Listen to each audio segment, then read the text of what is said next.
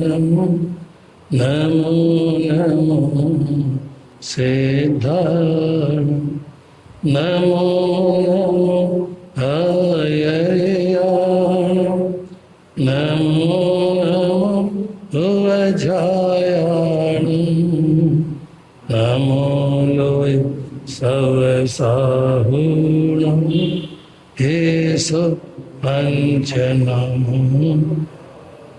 हेसो पंच नमोकारो सर्व पावपनाशन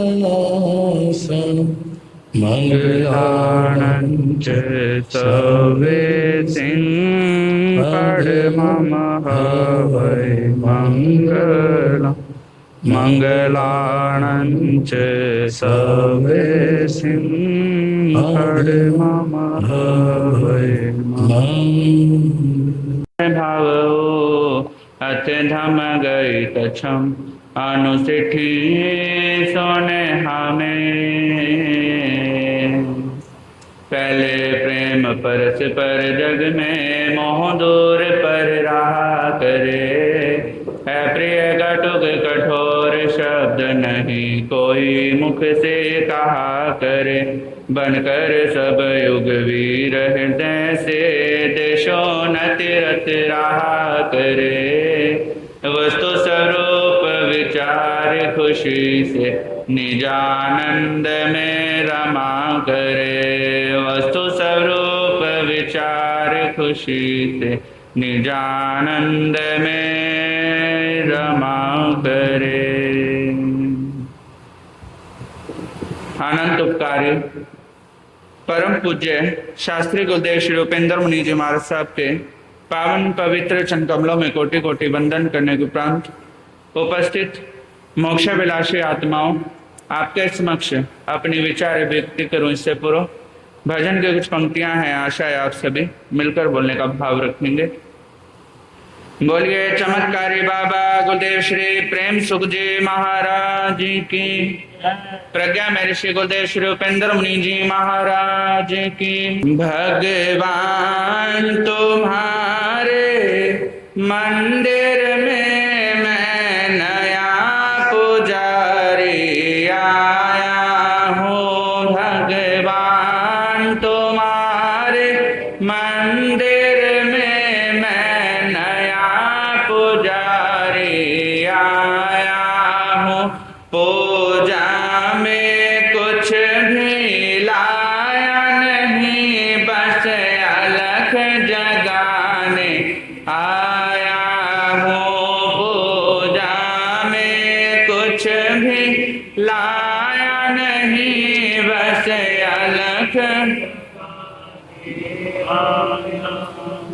मन को तो बनाया मंदिर है और मूरत तेरी बिठाई है। मन को तो बनाया मंदिर है और मूरत तेरी बिठाई है। पूजा की शक्ति दो प्रभु जी, मैं शरण तुम्हारी आया हूँ। पूजा की शक्ति दो प्रभु जी, मैं शरण तुम्हारी आया हूँ। भगवान तुम्हारे मंदिर में मैं नया पुजारी आया हूँ। भगवान तुम्हारे मंदिर में मैं नया गणिका को तारा था तुमने, द्रौपदी की लाज बचाई थी। गणिका को तारा था तुमने, द्रौपदी की लाज बचाई थी। अब बारी मेरी है प्रभु जी, यह याद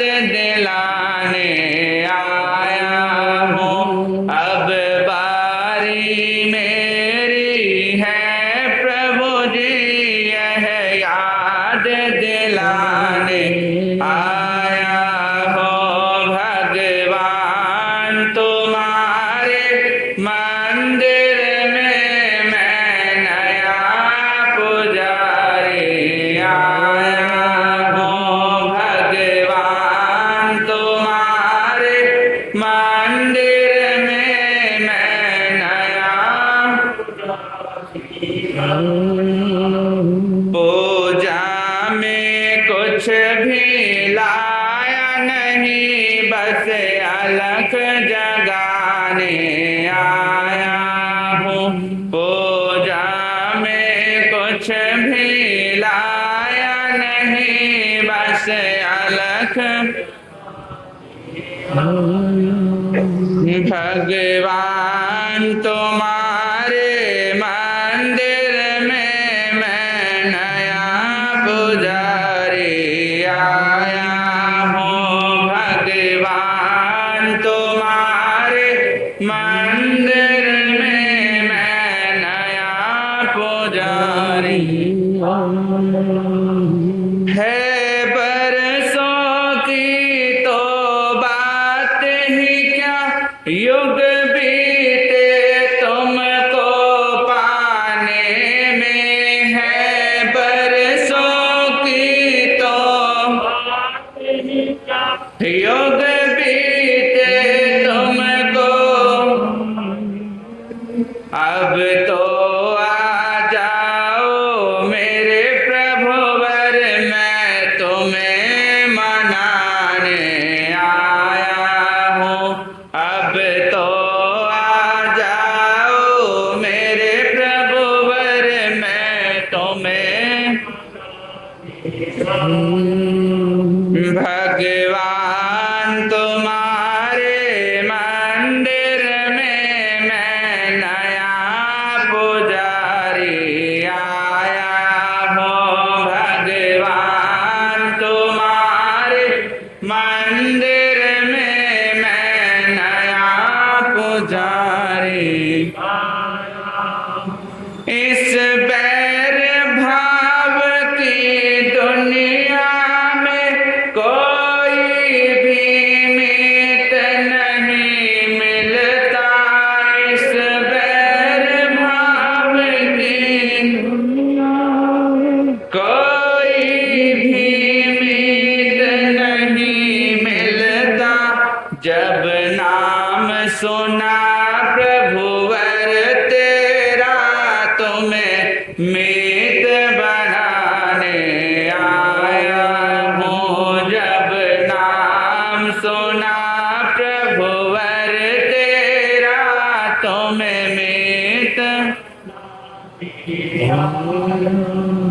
भगवान तुम्हारे मंदिर में मैं नया पुजारी आया हूँ भगवान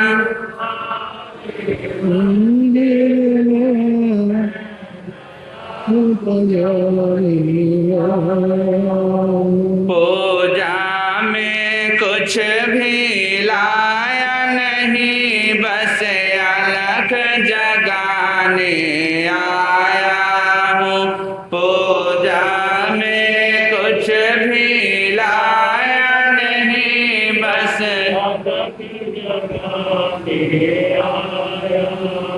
भगवान तुम्हारे मंदिर में मैं नया पुजारी आया हूँ भगवान तुम्हारे मंदिर में मैं नया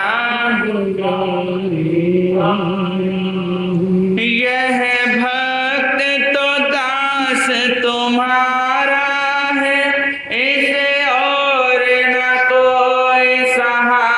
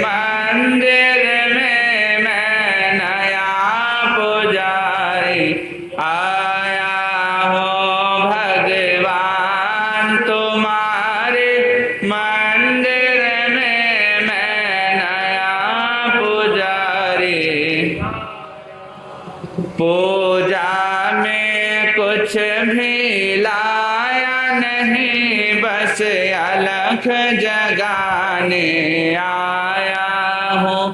पूजा में कुछ भी लाया नहीं, बस अलख जगाने आया हूँ। भगवान तुम्हारे मंदिर में मैं नया पुजारी आया हूँ।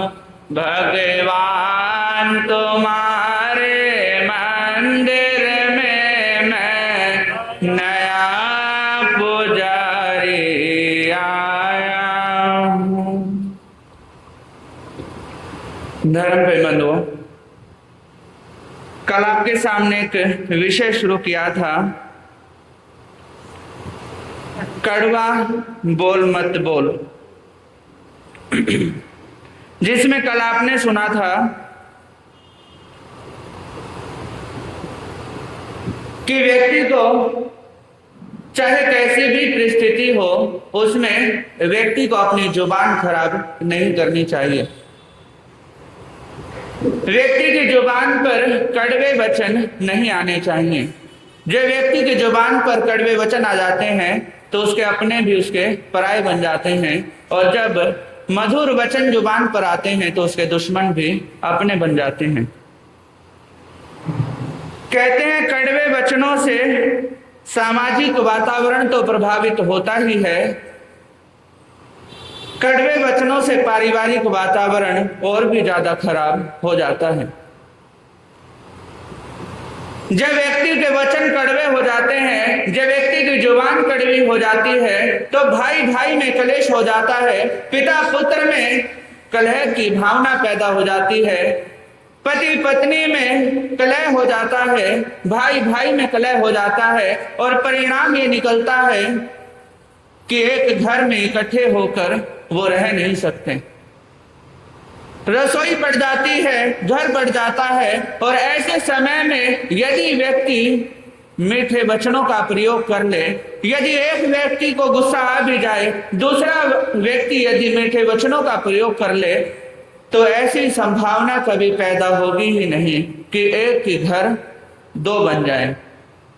इसलिए महापुरुष कहते हैं कि हर व्यक्ति को अपनी जुबान का प्रयोग देखकर करना चाहिए, क्योंकि इस जुबान ने ही महाभारत का इतना बड़ा युद्ध रचवाया था। कहते हैं इंद्रप्रस्थ का नया राजमहल मया दानव ने बनाया था। पांडवों ने जब उस महल में राजसूय यज्ञ रखा हुआ था, जब उस यज्ञ में दुर्योधन आया और दुर्योधन ने जब राजमहल में प्रवेश किया और उस महल की आभा को देखा तो उसके मन में जलन पैदा हो गई, और जब उसने महल में प्रवेश किया तो उसका जो फर्श था वो ऐसा था, देखने पर उसे लगा कि पानी पड़ा हुआ है, और उसने अपने वस्त्रों को ऊपर उठाया और चलने लगा, लेकिन देखता है कि पानी तो है ही नहीं। यह देखकर जितने भी राज्यसभा में बैठे हुए थे, चाहे भीम थे अर्जुन थे, जितने भी वहां बैठे हुए थे, सभी दुर्योधन पर हंस पड़ते हैं। दुर्योधन आगे चलता है। अब उसने सोचा कि पानी नहीं है, और यूं सोचकर कपड़े नीचे कर लेता है, तभी एक तालाब में गिर जाता है। यह देखकर फिर से सभी सभासद हंस पड़ते हैं, और वहीं पर द्रौपदी भी खड़ी हुई थी, जो उसे देखकर हंस पड़ती है और कहने लगी, अंधे का अंधा। केवल इतना सा ही कहना था जिसने महाभारत का इतना बड़ा युद्ध रचवा दिया। कहते हैं यदि उस समय द्रौपदी अंधे का अंधा न कहकर, भाई जरा नीचे ध्यान से देखो, अगर इतना भी बोल देती तो महाभारत का युद्ध होने से बच सकता था, लेकिन वहां पर कड़वी जुबान के कारण उसके मन में वैर पैदा हुआ, और उस वैर ने महाभारत का युद्ध कराया। और उसके बाद जब द्रौपदी का चीरहरण हुआ उस समय दुर्योधन कहने लगा, मुझे याद है वो पल जिस समय तुमने मुझे अंधे का अंधा कहा था। केवल शब्दों ने इतना भयंकर युद्ध कराया और उसके मन में इतनी भयंकर ईर्ष्या, कहते हैं जीभ से निकला शब्द तलवार से भी भयंकर ज्यादा घाव पैदा कर देता है। इसलिए व्यक्ति को अपनी जुबान का प्रयोग सोच समझकर करना चाहिए। संत कबीरदास जी भी कहते हैं, ऐसी वाणी बोलिए मन का आपा खोए, औरन को शीतल करे आपू शीतल होए। कि व्यक्ति को ऐसी वाणी बोलनी चाहिए जिससे कि खुद का मन भी शीतल रहे और सुनने वाले को भी शीतलता प्राप्त हो। ऐसी वाणी का प्रयोग नहीं करना चाहिए जिससे खुद का मन भी खराब हो और दूसरे के हृदय में भी वो तीरों की तरह चुभ जाएं। और कहते हैं कि अपनी जुबान पर व्यक्ति को अंकुश रखना चाहिए। जिस समय व्यक्ति बोले तो सोच समझकर बोले कि मैं अपनी जुबान से क्या बोल रहा हूं, क्योंकि मुख रूपी मुख से यदि एक भी शब्द निकलता है तो वो लौटकर कभी वापस नहीं आता, और यदि वो शब्द अच्छा होता है तो सामने वाले के दिल में अच्छी भावनाएं पैदा होती हैं, और यदि वो शब्द बुरा होता है, कड़वा होता है, तो सामने वाले के दिल को भेद भी देता है। मान लीजिए किसी व्यक्ति की माता आई, एक तो वो कहे कि मेरी माता जी आई है, एक और कहे कि ये मेरे पिता की औरत आई है, तो शब्द शब्द का फर्क है, बात में तो सच्चाई है, लेकिन एक और तो श्रद्धा पैदा होती है, भावना पैदा होती है, और माता के प्रति श्रद्धा भावना पैदा होकर एक भाव पैदा होता है सम्मान का। और दूसरी ओर मेरे पिता की औरत आई है, इस शब्द में बड़ी भयंकरता है, सामने वाले को सुनकर दिल को महसूस होता है। इसलिए ऐसे शब्दों का प्रयोग सोच समझकर करना चाहिए। मनुस्मृति में कहा है, सत्यम भूर्यात प्रियम भूर्यात नयु यात सत्यम प्रियम, कि सत्य बोलो लेकिन प्रिय लगने वाला। ऐसा सत्य मत बोलो जिससे कि दूसरे का अहित हो, जिससे दूसरे को पीड़ा हो। तो मनुस्मृति में लिखा है कि सत्य तो बोलना चाहिए लेकिन प्रिय लगने वाला बोलना चाहिए। कहते हैं जब घर घर में अप्रिय भाषा बोली जाती है तो घर में विवाद पैदा हो जाता है। यदि समाज में कड़वे वचनों का प्रयोग किया जाता है, आपस में यदि गलत भाषा का प्रयोग किया जाता है, तो समाज में भी कलह पैदा होता है, और कलह का परिणाम क्या होता है? बंटवारा। इसलिए हर व्यक्ति को अपनी जुबान का प्रयोग सोच समझकर करना चाहिए। किसी की जुबान से बंटवारा ना हो, किसी की जुबान से आपस में वैमनस्य का भाव पैदा ना हो, कलह पैदा ना हो। ऐसे भावों का हमेशा ध्यान रखना चाहिए। कहते हैं किसी गांव में दो पंडित रहते थे। पंडित विद्वान तो बहुत थे, लेकिन उनके यहाँ पर एक दुख था, दरिद्रता का। कहा भी है, पंडित निर्धनतो धनपति कृपणतो, अर्थात पंडितों में निर्धनता पाई जाती है और घर वालों में कृपणता। अर्थात जो विद्वान होता है उसके पास में गरीबी पाई जाती है, और जिसके पास में ज्ञान नहीं होता उनके पास धन के अंबार भरे होते हैं। तो जो दोनों ब्राह्मण थे उनके यहाँ पर धन का अभाव था। एक दिन वो सोचने लगे, क्यों ना हम कहीं और चलें, क्या पता कहीं और जाने से हमारी किस्मत पलट जाए और हमारे पास कुछ धन संपत्ति आए, जिससे कि हम अपना घर आराम से चला सकें। अब ये विचार करके वो दोनों ब्राह्मण शुभ मुहूर्त देखकर शुभ समय में अपने घर से निकलते हैं, और अपने घर से निकलने के बाद किसी दूसरे नगर में पहुंचते हैं, और दूसरे नगर में पहुंचने के बाद वहां के जो राजा थे उनके राजमहल की ओर चल पड़ते हैं। अब जैसे ही राजमहल में पहुंचे, राजसभा की ओर बढ़ते हैं, राजा ने देखा कि दो ब्राह्मण विद्वान आए हैं। वहां का राजा ब्राह्मणों का बड़ा आदर सत्कार करता था, तो राजा ने आदेश दिया कि ब्राह्मणों के लिए उचित आसन का प्रबंध किया जाए। उचित आसन उन ब्राह्मणों को दिया गया। ब्राह्मण उन आसन पर बैठ जाते हैं। उनकी विद्वत्ता को देखकर राजा बड़ा प्रभावित होता है और प्रभावित होकर अपने सेवकों को आदेश देता है कि इन ब्राह्मणों के लिए रुकने का प्रबंध किया जाए, और उधर दोनों ब्राह्मणों से ये विनती करता है कि ब्राह्मण देव, आप मेरे नगर में कुछ समय रुकिए। ब्राह्मण भी उनकी बात को स्वीकार कर लेते हैं, क्योंकि ब्राह्मण तो चाहते ही थे कि दूसरे नगर में जाकर हमें कुछ सम्मान मिले, हमें हमारी कुछ निर्धनता दूर हो। ये विचार लेकर वो दोनों ब्राह्मण आए थे, और राजा उन्हें सम्मान भी देता है और साथ में रुकने की विनती भी कर लेता है।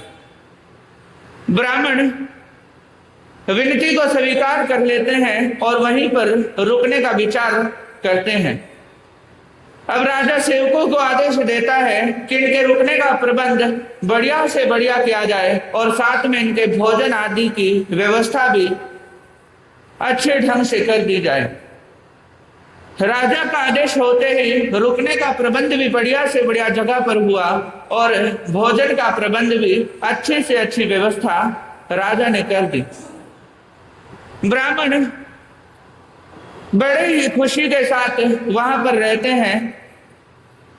अब उन्हें कुछ समय हुआ वहां पर रहते रहते, तो एक दिन राजा ने देखा एक ब्राह्मण तो वहां पर रहकर मोटा ताजा हो गया है, और जो दूसरा ब्राह्मण है वो सूखता जा रहा है, वो कमजोर होता जा रहा है। तो एक दिन ब्राह्मणों को राजसभा में जब ब्राह्मणों का प्रवेश हुआ, राजा उन्हें अभिवादन करता है, बैठने के लिए स्थान देता है और पूछने लगा, ब्राह्मण देव, आप में से एक तो शरीर में वृद्धि करते जा रहे हैं और दूसरी ओर आप शरीर से कमजोर क्यों होते जा रहे हैं?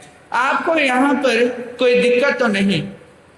तो उस समय जो कमजोर ब्राह्मण था, दुबला पतला था, वो कहने लगा, राजन, मेरी जो पत्नी है उसका स्वभाव बहुत ही अच्छा है, मेरा बड़ा ध्यान रखती है, मुझे उसकी याद आती है, उसकी याद में मैं ढंग से कुछ खा पी नहीं पाता, इसलिए मैं दुबला पतला होता जा रहा हूं। फिर दूसरे ब्राह्मण से पूछा कि ब्राह्मण देव, आपका शरीर इतना बलवान बलिष्ठ क्यों होता जा रहा है? तो ब्राह्मण कहने लगा, राजन, मेरी जो पत्नी है वो स्वभाव से कर्कशा है।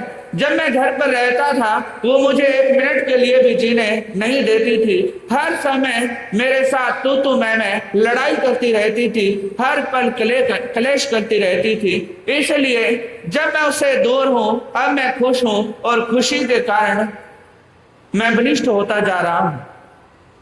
अब राजा ने जब ये बात सुनी तो राजा कहने लगा, उसे भी समझ में आ गया कि जिसके घर में कलेश होता है, जिसके घर में कलह होता है, वो ना तो खुश रह पाते और ना ही कभी वो वृद्धि कर पाते हैं। लेकिन जिनके घर में प्रेम का वातावरण होता है, जिनके घर में स्नेह होता है, उनके घर में हमेशा सुख की बरसात होती रहती है। इसलिए मैं आप सभी से कहना चाहूंगा, आप भी अपने घर में प्रेम का वातावरण बनाएं, लड़ाई झगड़े से बचें। और लड़ाई झगड़े से तभी बचा जा सकता है जब आपके वचन मधुर होंगे, जब आपकी जुबान मीठी होगी। यदि आपकी जुबान कर्कशा है, यदि आपकी जुबान में कठोरता है, तो आपके घर में कलेश का वातावरण बनता चला जाएगा। तो आइए मिलकर के दो पंक्ति मेरे साथ बोलने का भाव रखेंगे। ना बोलो बोल तुम कड़वे, कोई दिल रूठ जाएगा। ना बोलो बोल तुम कड़वे, कोई दिल रूठ न खींचो प्रेम का दामन, ये दामन छूट जाएगा। न खींचो प्रेम का दामन, ये दामन छूट। न बोलो बोल तुम कड़वे, कोई दिल रूठ जाएगा। न बोलो बोल तुम कड़वे, कोई दिल बिना सोचे बिना समझे न फेंको जुबां से तुम पत्थर। बिना सोचे बिना समझे न फेंको जुबां से तुम पत्थर। मिलेगा फिर ना दिल से दिल, ये शीशा फूट जाएगा। मिलेगा फिर ना दिल से दिल, ये शीशा फूट। ना बोलो बोल तुम कड़वे, कोई दिल रूठ जाएगा। ना बोलो बोल तुम कड़वे, कोई दिल रूठ। प्रेम के मोती महंगे हैं, नहीं बाजार में मिलते। प्रेम के मोती महंगे हैं, नहीं बाजार में मिलते। क्रोध डाकू लुटेरा है, ये मोती लौट जाएगा। क्रोध डाकू लुटेरा है, ये मोती लौट। न बोलो बोल तुम कड़वे, कोई दिल रूठ जाएगा। न बोलो बोल तुम कड़वे, कोई दिल रूठ। न खींचो प्रेम का दामन, ये दामन टूट जाएगा। न खींचो प्रेम का दामन, ये दामन छूट जाए। मुनि केवल नहीं लगते हैं मीठे बोल के पैसे। मुनि केवल नहीं लगते हैं मीठे बोल के पैसे।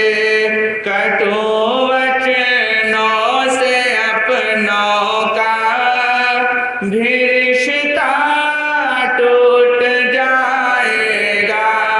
कटु वचनों से अपनों का भी रिश्ता टूट जाएगा। ना बोलो बोल तुम कड़वे, कोई दिल न खींचो प्रेम का दामन, ये दामन छूट जाएगा। न खींचो प्रेम का दामन, ये दामन छूट जाएगा। न बोलो बोल तुम कड़वे, कोई दिल रूठ जाएगा। न बोलो बोल तुम कड़वे, कोई दिल रूठ जाएगा। जय जय हो साधु जीवन की जय हो जय हो साधु जीवन की साधु जीवन की त्यागी जीवन की साधु जीवन की सुर समूह को जो अति प्रिय है कल्प वृष सम सुख के धाम इंद्र पूज्य उन महावीर को करता हूँ शत बार प्रणाम गुरुओं के गुरु भागमल डरता हूँ मैं मन में ध्यान जिनकी पावन कृपा से मिलता भौतम नाशक आत्म ज्ञान निर्मल कीर्ति पावन चरित्र उत्तम जिनका सद्वाचार महिमाशाली पर उत्तम संयम श्रेष्ठ विचार परम सेवा भावी गुरुवर मेरे थे फकड़ सन्यासी रहे अभय गगन गुंजा दो जय गुरु प्रेम सुख की बोलो जय। गरीबों के मसीहा शान जिन शासन परम सेवा भावी चमत्कारी बाबा मेरी आस्था के अनंतनाथ आराध्य सदगुरुदेव श्री प्रेम सुख जी महाराज साहब के पावन पवित्र चरण कमलों में कोटिशा वंदना अभिवंदना। मोक्षम विलासी पुण्यवान आत्मा विचाराभिव्यक्ति से पूर्व कुछ पंक्तियां हैं, सुने मिलकर बोलने का भाव रखें। परम सेवा भावी परम पूज्य गुरुदेव चमत्कारी बाबा श्री प्रेम सुख जी बोल चिंतामणि पारसनाथ गौर तपस्वी पूज्य श्री रोशनलाल जी रंग मारे मैं तो प्रभु जी के रंग गयो रे मैं तो प्रभु जी के रंग मारे मैं तो प्रभु जी के रंग गयो रे मैं तो प्रभु जी के रंग मेरे प्रभु तो चिंतामणि है मेरे प्रभु मैं तो सदैव निश्चिंत भयो रे मैं तो सदैव निश्चिंत रंग मारे मैं तो प्रभु जी के रंग गयो रे मैं तो मेरे प्रभु तो कामधेनु है मेरे प्रभु तो मैं तो सदैव निष्काम भयो रे मैं तो सदैव निष्काम रंग मारे मैं तो प्रभु जी के रंग गयो रे मैं तो प्रभु जी के रंग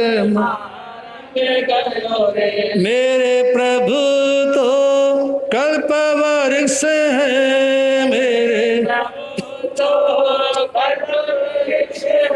मैं तो सदैव निर्विकल्प भयो रे मैं तो सदैव निर्विकल्प रंग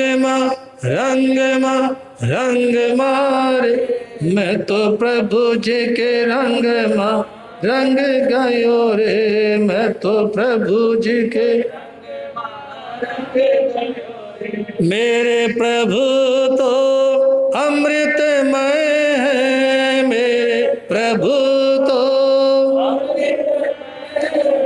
मैं तो सदैव अमर भयो रे, मैं तो सदैव अमर। रंग मारे, मैं तो प्रभु जी के रंग रंग गयो रे, मैं तो प्रभु जी के कीर्ति मुनि के प्रभु है सब कुछ, कीर्ति मुनि के प्रभु है।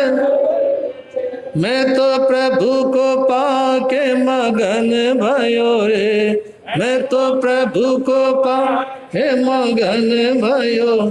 रंग मारे, मैं तो प्रभु जी के रंग मैं तो प्रभु जी के रंग रंग मारे, मैं तो प्रभु जी के रंग रंग गयो रे, मैं तो प्रभु जी के। महावीर एक दर्शन है सत्य संयम सद्ज्ञान का। महावीर एक अर्पण है विनय सेवा सम्मान का। महावीर एक दर्पण है, दर्शन है सत्य संयम सद्ज्ञान का। महावीर एक अर्पण है विनय सेवा सम्मान का।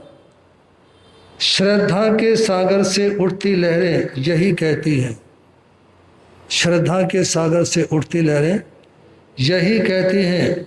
महावीर एक सूत्र है जीवन अनुसंधान का। महावीर एक सूत्र है जीवन अनुसंधान का। सज्जनों, यदि अपने जीवन को देखना है तो सत्य को देखो, संयम को देखो और अपने सम्यक ज्ञान को देखो। यदि भगवान महावीर के प्रति अपने को अर्पण करना है तो विनय से, सेवा से और सम्मान के साथ में करें। और जिस व्यक्ति के जीवन में श्रद्धा है ना, और वो भगवान महावीर को यदि देखेगा तो भगवान महावीर तो सूत्र है जीवन के अनुसंधान का।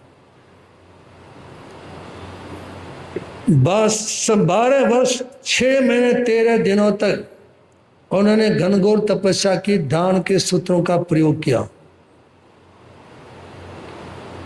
और आज सारा विश्व भगवान महावीर के दिव्य सूत्रों का प्रयोग करता है, कोई किसी रूप में, कोई किसी रूप में, कोई किसी धारा में, कोई किसी धारा में। क्योंकि भगवान महावीर ने अपने प्रचार प्रसार की और विशेष जोर नहीं दिया।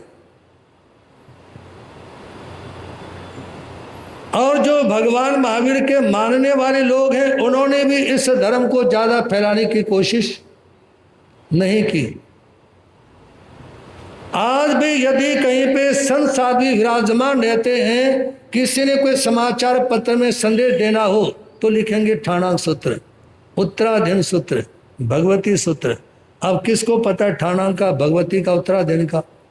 अरे सारी वाणी भगवान महावीर की है। चाहे आप लोग भगवती सूत्र की संदेश दें, चाहे ठाणाक सूत्र का दें, चाहे अन्य आगम का दें, उसके आगे एक ही नाम बोलते भगवान महावीर।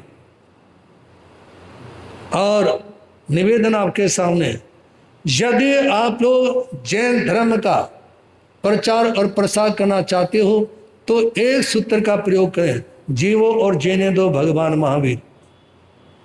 जीवो और जीने दो। इसकी जो प्लेटें छपा सकते हो, स्टिकर छपा सकते हो, जहां भी किसी पार्क में, किसी रोड के पर, पुल के पर, जहां भी लिखवा सकते हो, लगा सकते हो, ये संदेश लिखवाओ, जीवो और जीने दो। बोलो ना। अब की बार गुस्से में बोला, कुछ पहले बोल नहीं रहे थे, अब बोला तो गुस्से में बोला शुरू कर दिया। जीवो और जीने दो भगवान महावीर। अच्छा मनुष्य कौन? 2 दिनों से आप लोग सुन रहे हैं। अच्छा मनुष्य जो मौत से सावधान रहता। किससे? मौत से। याद रखना, यदि आपका मित्र धूर्त है, हमेशा आपके साथ में धोखा करता है, तो आप उससे सावधान रहें। और यदि कोई सेवक है, सेवा करने वाला है, सेवा करने वाली अपनी औलाद भी होती है, सेवा करने वाला पेड़ व्यक्ति भी होता है, लेकिन उस सेवा करने वाले से बचना चाहिए जो हमेशा उल्टा बोलता हो। क्योंकि उल्टा बोलने वाला सेवक कहीं भी किसी भी जगह पर आपको नीचा दिखा सकता है,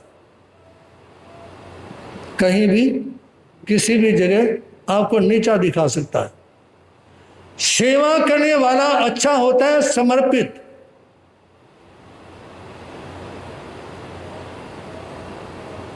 किसी वृद्ध संत से एक श्रावक ने पूछा, उन संत के चरणों में उस समय मैं भी बैठा हुआ था,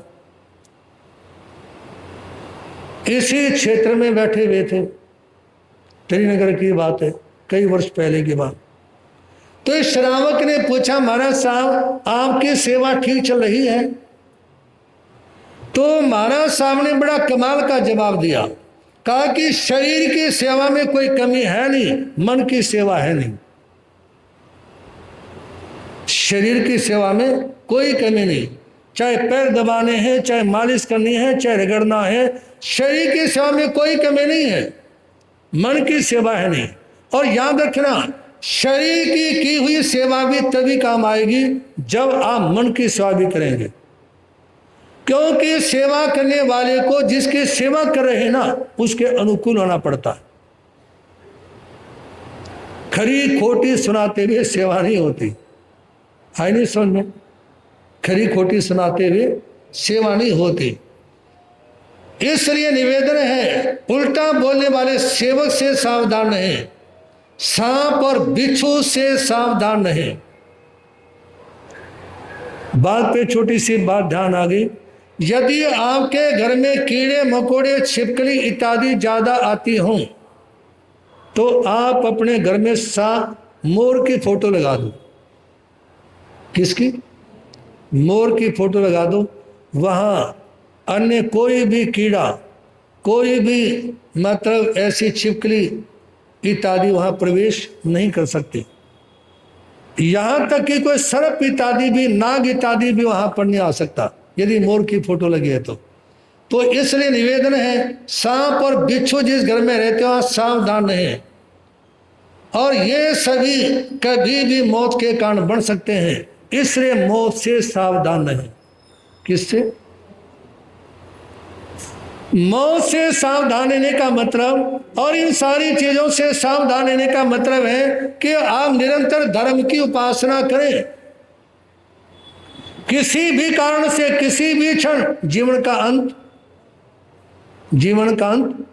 हो सकता है। मौत से पहले कहाँ रहें? मौत तो आनी है, जब तक मौत नहीं आती उस समय तक कहाँ रहना चाहिए? अपना घर कहाँ पे बनाए? अपना घर कहाँ पे बनाए? ये शरीर की दृष्टि से बातें हैं।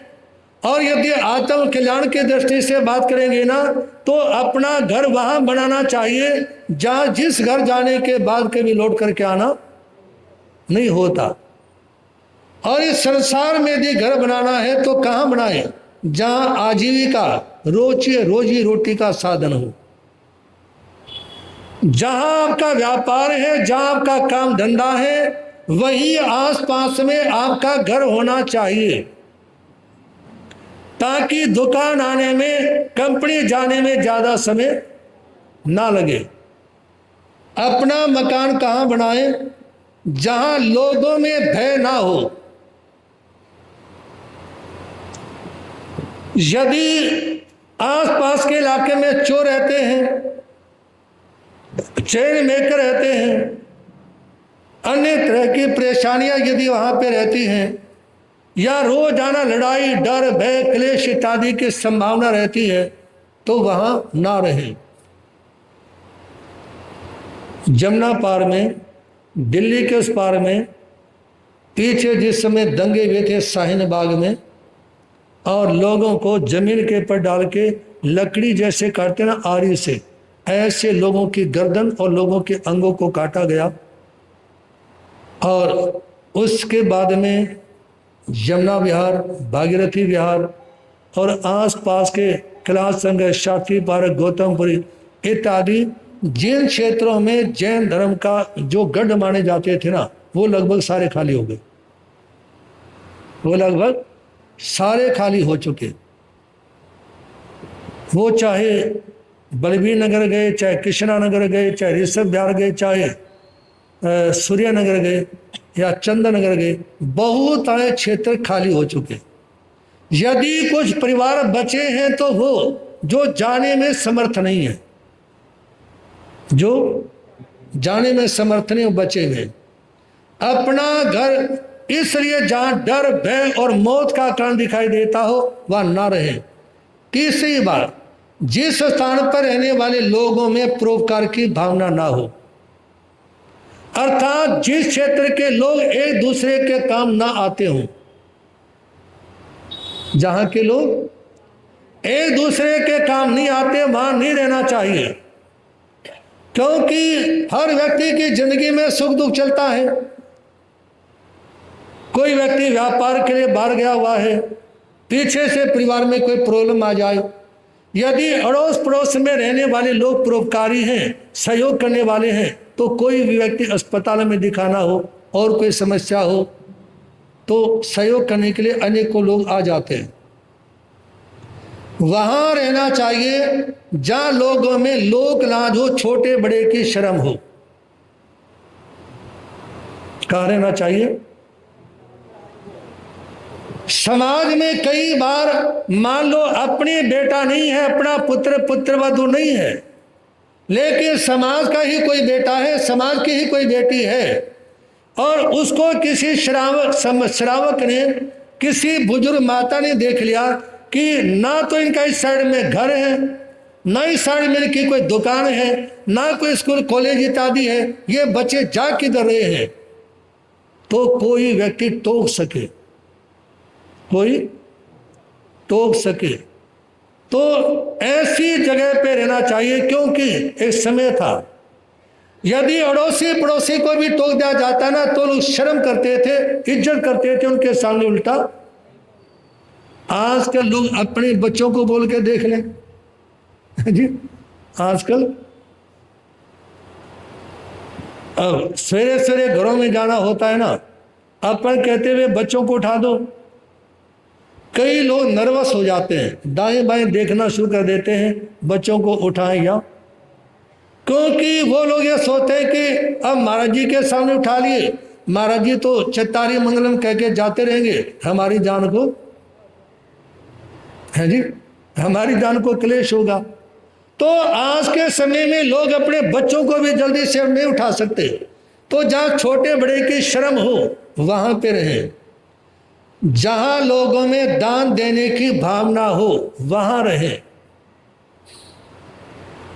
अब मान लो कहीं पे साधु संतों का चातुर्मास ही है तो बहुत सारे खर्चे होते हैं, या मान लो परिवार है और परिवार में बच्चे स्कूल में जाने वाले हैं, कॉलेज में पढ़ने वाले हैं, या बच्चे बड़े हो गए उनको व्यापार करना है, तो यदि सहयोग करने की भावना है, परोपकार करने की भावना है, कोई दान देने की भावना रखता है, तो ऐसा व्यक्ति अपने समाज के लोगों का काम भी करवा सकता है।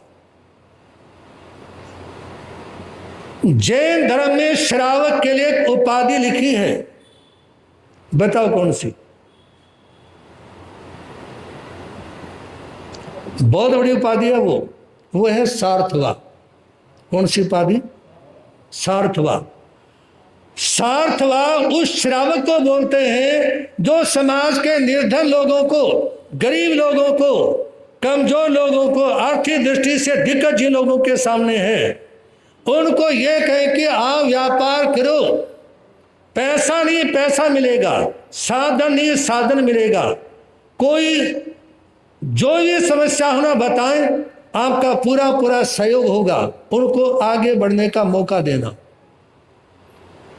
जैसे इस समय ऑल इंडिया जन कॉन्फ्रेंस के अध्यक्ष हैं भाई अतुल जैन, या आनंद प्रकाश जी के बेटे हैं भाई नरेश जैन, नवीन जैन, नीरज जैन और विपुल जैन, 4 बेटे उनके, तो विपिन जैन, जैसे वो सेवा करते हैं। और 9 अगस्त को भी आप लोगों ने सुना था, आनंद प्रकाश जी के बेटे ने 2 मिनट अपनी विचार रखते हुए कहा था कि यदि समाज में ऐसा कोई परिवार है जिनका नियोजन ठीक से नहीं होता, हमारे से संपर्क करें, हम उनका सहयोग करेंगे। हम कैलाश नगर में गए, एक बहन आई दिन में, मैंने पूछा ठीक हो?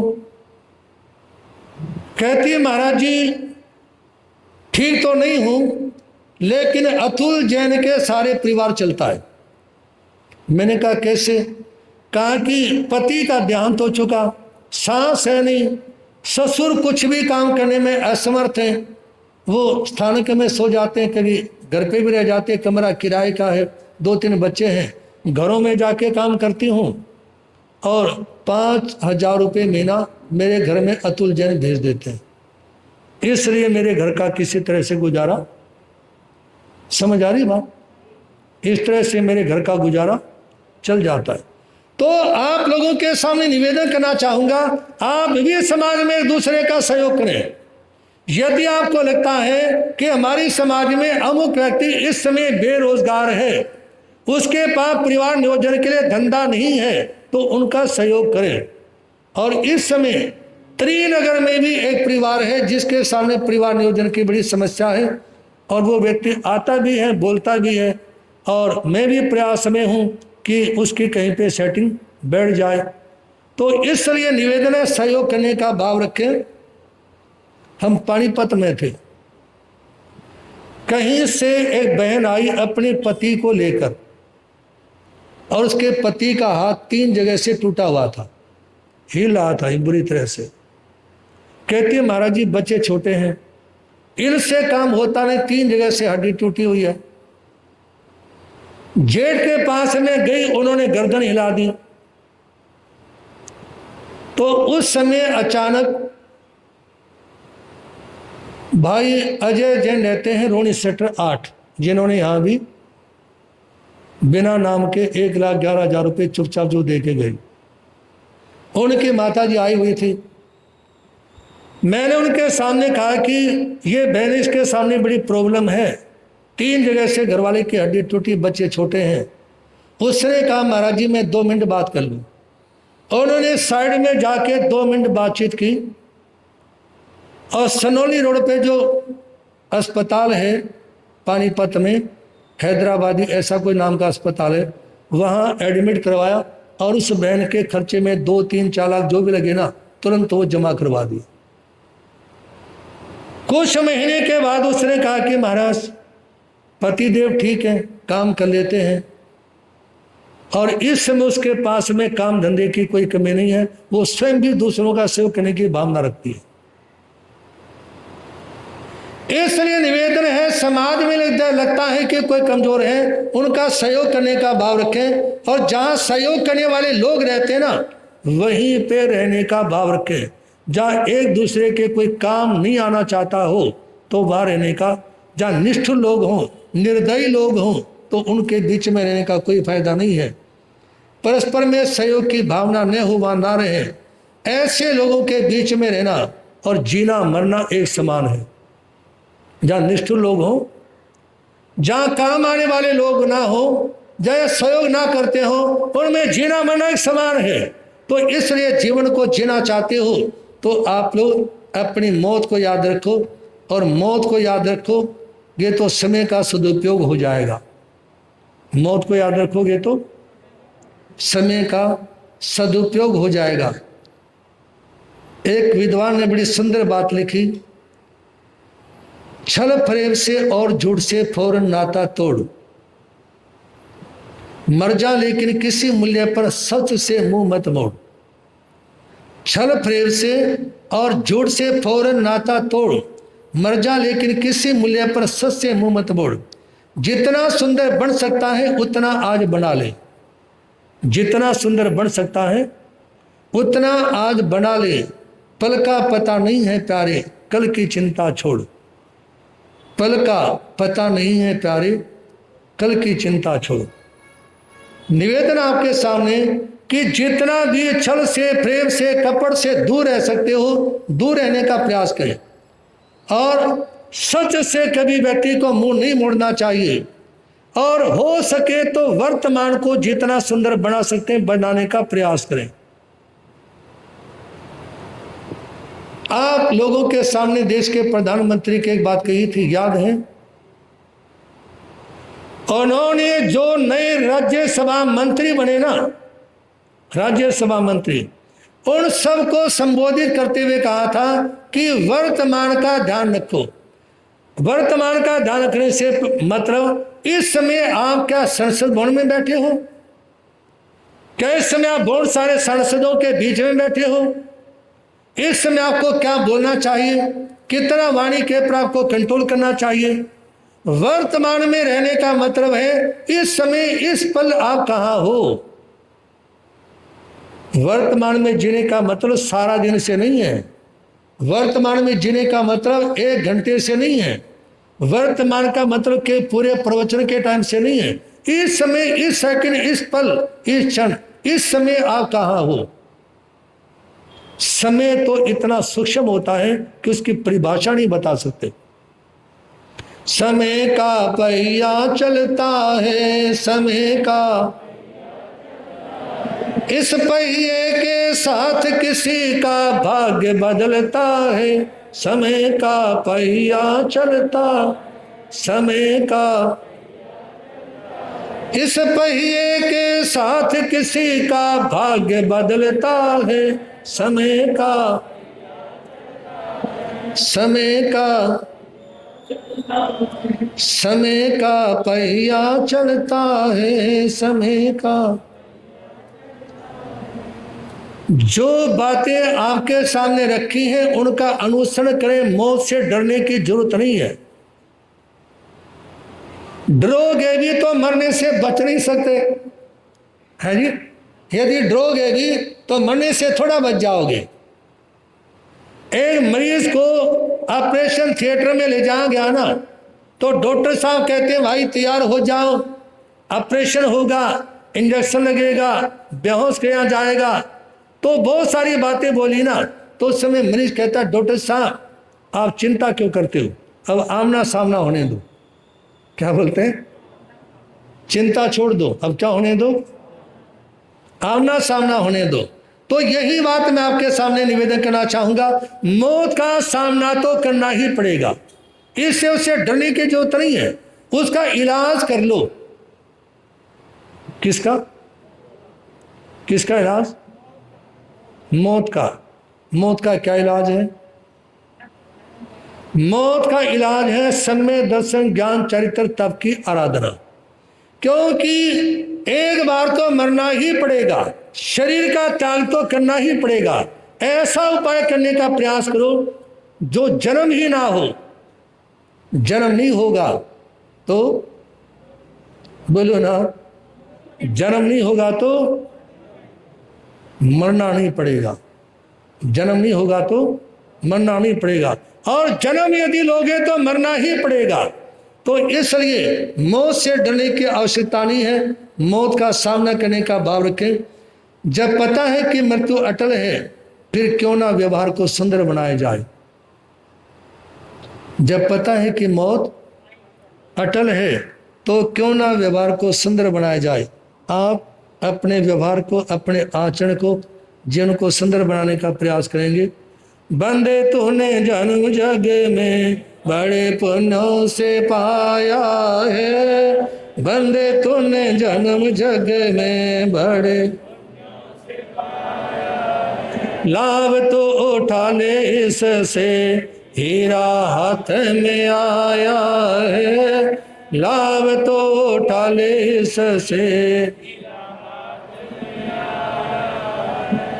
विभूति के मन में आया बहुत दिनों के बाद विचार, मेरे कुल का मेरे द्वारा हुआ बहुत ही बुरा प्रचार। जे सहोदर का करवाया मैंने बहुत बड़ा ये पान, स्त्री के लिए नहीं दे पाया इन बातों पर कुछ भी ध्यान। वही धन्य के पुण्य वही है जिसको हो जाता वैरा, स्त्री की धन की परिजन की तन मन की ममता देता त्याग। मेरे जीते जी पिए से मुझको होगा ही सुनना, इसको धोने के खातिर मांगे चाहिए क्या चुनना, मार्ग चाहिए क्या चुनना। पश्चाताप किए क्या मिटता लोगों में जो है पवार, कमर बुरा था किंतु मुझे भी जनता कहती है जल्लाद। आप लोग कल भगवान पारसनाथ के जीवन चरित्र में सुन रहे थे, जिस समय कमर को देश निकाला दिया गया उस समय भटकते भटकते वो एक कुलपति के पास में पहुंचे और वह दीक्षित हो गए। जैसे सुदामा के बारे में कहते ना, ना जाने कहां से भटकते भटकते कौन आ गया है जी, सुदामा आ गया। कुलपति के पास में पहुंचे, उन्होंने उनको प्रेरणा दी और वो दीक्षित होकर के साधना करने लगे और शरीर को सुखा दिया और लोगों में उनके प्रति बड़े सम्मान की, इज्जत की भावना, उनके प्रति बड़ा समर्पण। और दूसरी ओर मरुभूति के मन का संताप कि मैंने अपने भाई को अपने घर से निकलवाया, नगर से निकलवाया, ना मैं अपनी स्त्री को समझा पाया, ना अपने भाई को घर पे रख पाया। और लगता है संसार में वही लोग धन्य हैं, कृत पुण्य हैं, जिनके भीतर में वैराग्य पैदा होता, जिनके भीतर में जीवन के किसी भी पल में वैराग्य उपज सकता है। संसार में रहकर प्राणी संसार को तज सकता है। जीवन के किसी भी, बोलो, जीवन के किसी भी वैराग्य उपज सकता है। संसार में रहकर संसार को, जब किसी के भीतर में वैराग्य पैदा होता है ना, वो स्त्री की, धन की, स्वजन की, परिजन की सब आसक्ति को छोड़ देता है और मरुभूति सोचने लगे, जो मैंने ये अपयश का दाग लगाया है ना, यदि मैं पश्चाताप भी कर लूंगा, आत्म आलोचना भी कर लूंगा ना, तो भी लोगों में मेरा अपवाद तो होता ही रहेगा। लोग जहां मेरे भाई को गाली देते रहेंगे, मेरे को भी तो लोगों ने जल्लाद कह के बोलना, मेरे को भी जलाल कह के बोलना शुरू कर दिया। गया थे वे पास भूख के दिल का दर्द सुनाया है, क्षमा कर अपराध का मटका मेरा मन घबराया है। भूलों का पुतला है मानव खा जाता है गलती भर, आते हैं जब संकट के दिन पेश नहीं कुछ चलती भर। कर्म दोष से हुई कदाची कमंडा से गलती है, मैंने दंड दिलाया भारी भूल मुझे ये खलती है। रहे नगर के अंदर ही वो उसका दोष क्षमा करे, मान लीजिए ये प्रार्थना मुझ पर उन पर दया करे। वही बहुत है भो चुका जो सजा दिखने भुगता, ये हुक्म आप ले वापस अपना और ने कुछ भी चाहिए।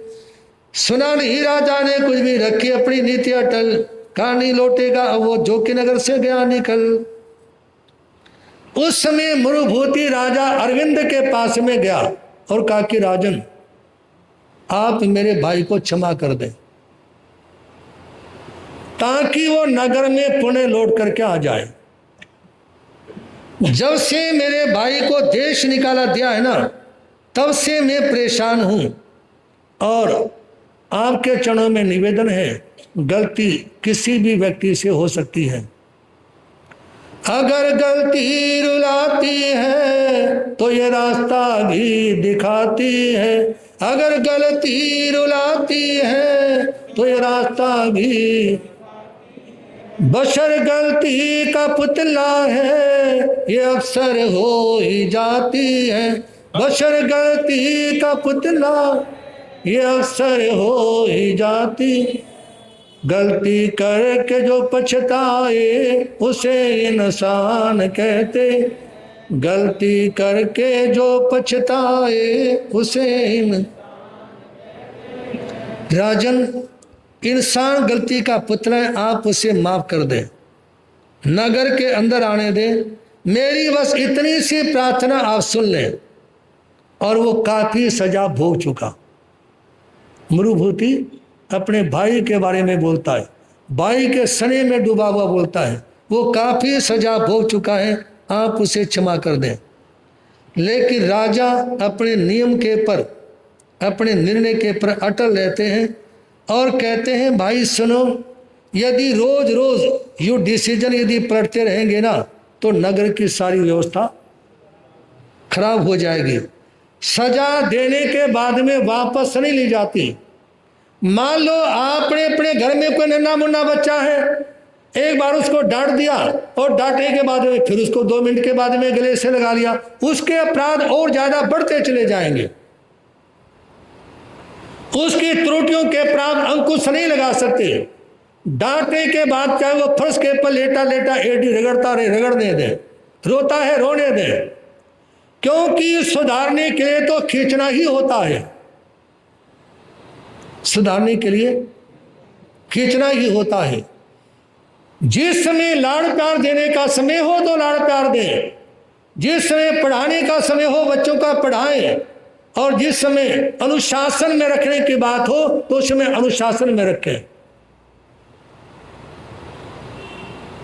जब अनुशासन में रखने की बात हो तो उस समय अनुशासन में रखें। कहते हैं ना, जिस भजन में प्रभु का नाम न हो उसे भजन को गाना ना चाहिए। जिस भजन में प्रभु का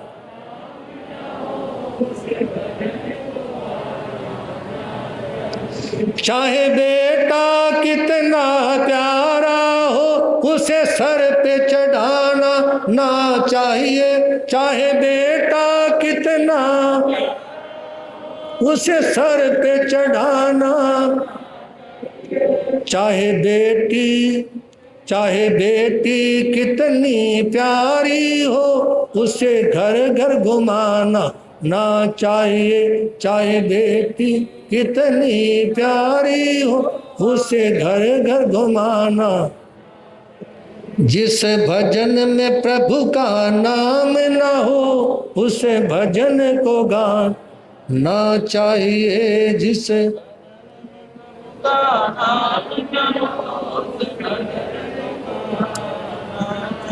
महाराज अरविंद कहते हैं, मरुभूति सुनो, अब अपने मन में संतोष रखो और अपने घर जाओ।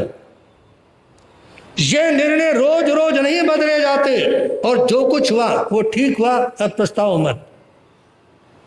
प्रत्युत्तर सुन भूप का मन में हुआ उदास, क्षमा मांगनी चाहिए जाकर उनके पास। जब राजा ने टका सा जवाब दे दिया तो निराश हुआ मरुभूति और मन में सोचा, और राजा तो उन्हें वापस पोतनपुर नगर में नहीं आने देंगे, मैं स्वयं जाऊं और उनसे क्षमा मांग लेता हूं।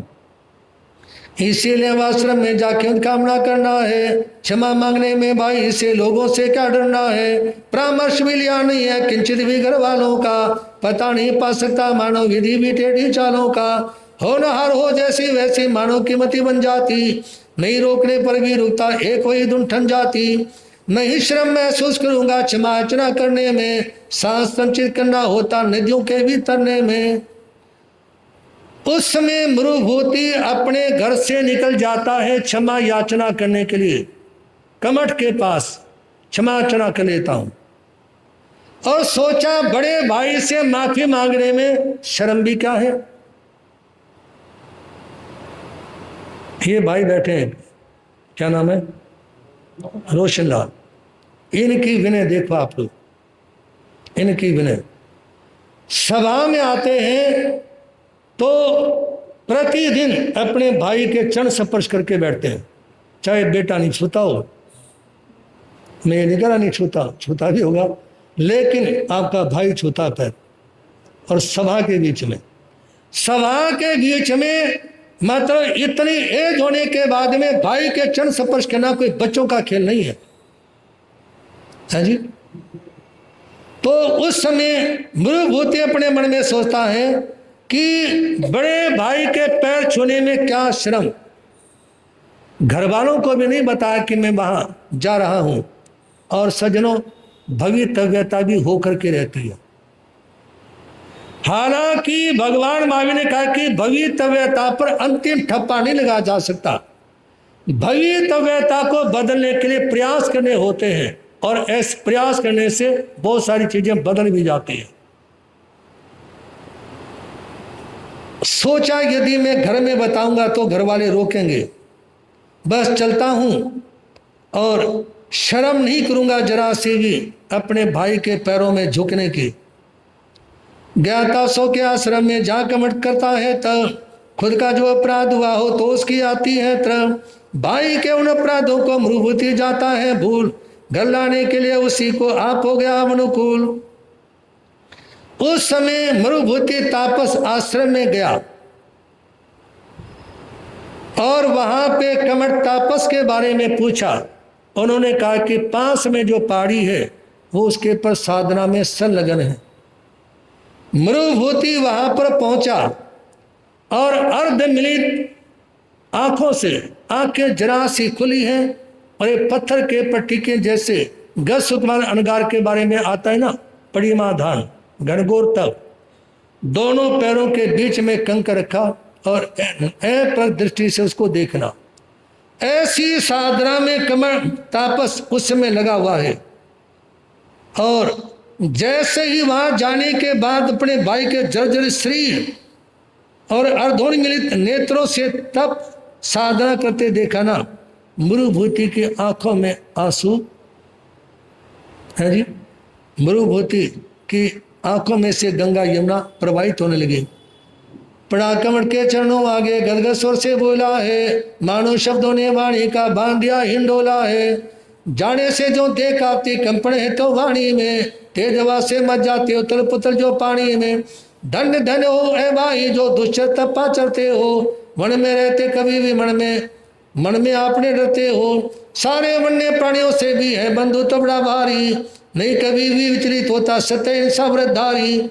मुझे जानते ही है भगवान मरुभूति है मेरा नाम, स्त्री के मोहजाल में फंसकर मैंने बुरा किया था काम। उस समय जैसे ही कमर तापस को तप पे खड़े हुए देखा ना, तो गदगद स्वर में कांपती हुई आवाज में मरुभूति बोलता है, भाई तुम्हारा तप बड़ा दुष्कर है और वन में जंगल में तुम निर्भीक होकर के साधना में लगे हुए हो। ऐसा लगता है जंगल के सारे प्राणियों से तुम्हारा बंधुत्व का नाता जुड़ गया है। और मेरा नाम मरुभूति है, मैं आपका छोटा भाई हूं जिसने स्त्री के मुंह में फंसकर आपका तिरस्कार किया। और मैं हूं मरुभूति कुल कलंक, महानीच से भी महानीच। आप मेरे अपराध को क्षमा करें, अभय दीजिए, शरण लीजिए, मेरे सिर पर रखिए हार, मेरे लिए आप ही हम मानो प्रिय पारी जा साक्षात। शांति कीजिए मेरे मन में लगी हुई है दुख की आग, भ्रातृ से बरसा कर रखे मेरे से वो अनुराग। जो कुछ आज्ञा आप करोगे मैं तो वही करूंगा काम, इस युग के यो मान लीजिए मैं हूं व्रत आपो राम। लघु भाई ने हृदय खोलकर ऐसे रखा कमर के पान, इससे बढ़कर और कभी क्या उजाया जाता विश्वास। उस समय मरुभूति ने कमर के सामने बिल्कुल अपना दिल खोल के रख दिया। इससे ज्यादा समर्पण हो भी नहीं सकता था। मतलब अपनी आलोचना कि मैं कुल कलंक हूं, मैं महानीच हूं, आप मुझे क्षमा कर, मेरे अपराधों को क्षमा करें, मेरे को अभय दान दें और आप अपना आशीर्वाद का हाथ मेरे सिर के पर रख दें, मुझे माफ करें और भ्रातृ स्नेह की वर्षा करने का अनुराग करें। और मैं आपके चरणों में कसम खाता हूं, जो आप कहेंगे ना मैं उसका अनुसरण करूंगा। और भाई एक तरह से यूं समझ लें, मैं हूं भरत और आप हो, मैं हूं भरत और आप हो राम। राम भगवान पारसनाथ से पहले हो चुके हैं। राम कब हुए? जब भगवान मुनीश्वरत का शासन था, 20वें तीर्थंकर मुनीश्वरत भगवान के समय में राम हनुमान इत्यादि हुए। कहा कि आप राम हो, मैं आपका छोटा भाई भरत हूं और मैंने सारा हृदय आपके सामने खोल करके वैसे ही रख दिया जैसे हनुमान ने अपना सीना खोल करके दिखा दिया था। इससे ज्यादा मैं और क्या कहूं। और ऐसा बोलते हुए मरुभूति ने अपना सिर अपने भाई कमर तापस के चरणों के बीच में रख दिया। आगे क्या हुआ, कल जैसा समय होगा आप लोग सुनेंगे। कामना करते हैं, हाथ जोड़कर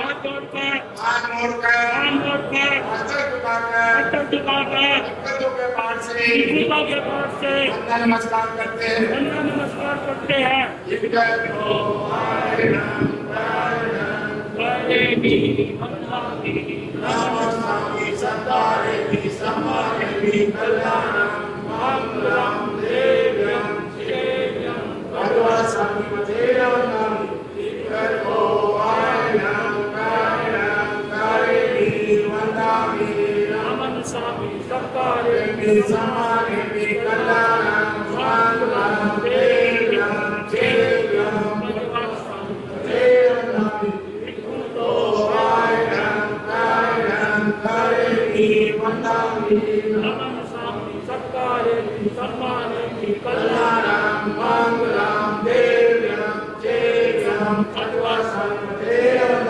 श्री कृष्ण भगवान महावीर बोल चिंतामणि पार्श्वनाथ भगवान की।